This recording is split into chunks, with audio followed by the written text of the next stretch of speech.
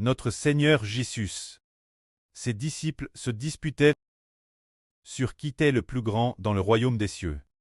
Comment le Seigneur les a-t-il enseignés, quand les apôtres, l'apôtre Jean et l'apôtre Jacques, les deux apôtres dirent qu'ils voulaient s'asseoir à la droite et la gauche du Seigneur. Alors un groupe de disciples furent mécontents, un groupe d'apôtres fut mécontent, ils étaient très en colère contre ces deux frères. Alors le Seigneur les appela et dit, vous savez que les chefs des nations les dominent, et que les grands exercent leur autorité sur le peuple. Mais parmi vous, qu'il n'en soit pas ainsi. Quiconque veut être grand parmi vous doit être votre serviteur. Quiconque veut être le premier parmi vous doit être votre esclave. Tout comme le Fils de l'homme est venu, non pour être servi, mais pour servir, et pour donner sa vie pour le péchage de beaucoup. Comme Ranon, c'est ici qu'il est raconté. Le Seigneur Jésus dit que les gouvernements du monde, les nations du monde, sont toutes dirigées par des rois qui dominent le peuple, et les grands qui grimpent les gens. Les grands et les rois dominent tous le peuple. En temps haut plaque, mais le Seigneur a dit qu'il n'en soit pas ainsi parmi vous.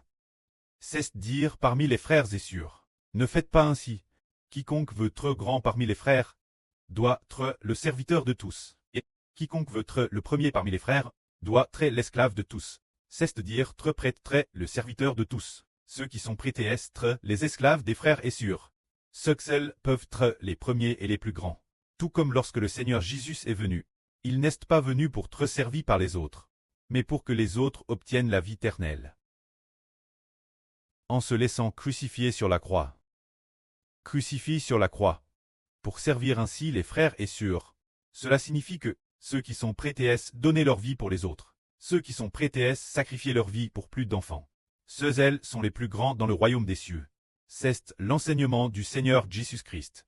Alors nous voyons les gouvernements du monde, les officiels et les dirigeants du monde. Ils oppriment le peuple. Et puis, parce qu'ils ont l'autorité, ils utilisent leur propre autorité pour opprimer les fonctionnaires subalternes. Si un fonctionnaire subalterne ne lui convient pas, il le persécute, voire le remplace, de toutes sortes de manières. Mais parmi nous, ce n'est pas ainsi. Parce que tous les titres que nous recevons ne viennent pas de nous-mêmes, ni des frères et sœurs au-dessus de nous. Ils viennent tous de Dieu et du Seigneur. Alors quel que soit le nom que le prêtre donne quelqu'un, c'est ce nom-là. Et ce que le prêtre veut donner, ceux qui reçoivent un nom honorable, c'est souvent de servir les frères et sœurs. Pour le frère honore et glorifie. Pour qu'il reçoive la bénédiction de l'honneur et de la gloire, il doit traverser plus de souffrances. Pour servir les frères et sœurs, c'est pourquoi nos frères dirigeants doivent être les esclaves et les serviteurs de tous les frères et sœurs. Que la gloire soit auprès et au Seigneur. Amen.